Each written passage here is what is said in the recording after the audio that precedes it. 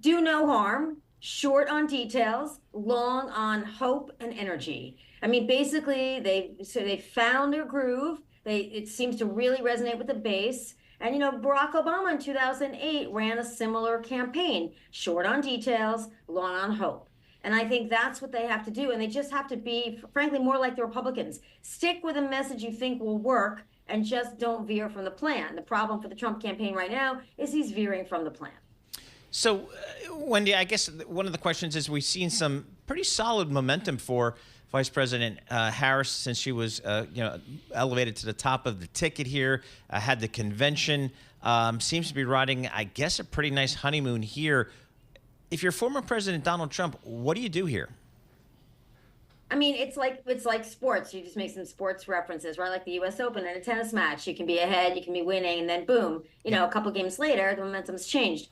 So I think he's got to find a way to disrupt the momentum. I think they're really looking at the September 10th debate. The campaign is, maybe not Trump, as a way of tripping her up and reminding voters why she flamed out in 2020 when she ran for president.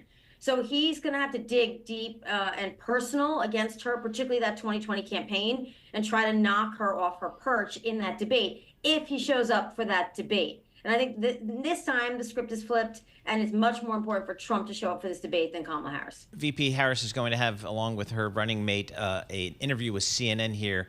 What do you make of the timing of this interview? Should it have been sooner? Should it be solo interview? What do you make of this decision to have this joint interview with CNN?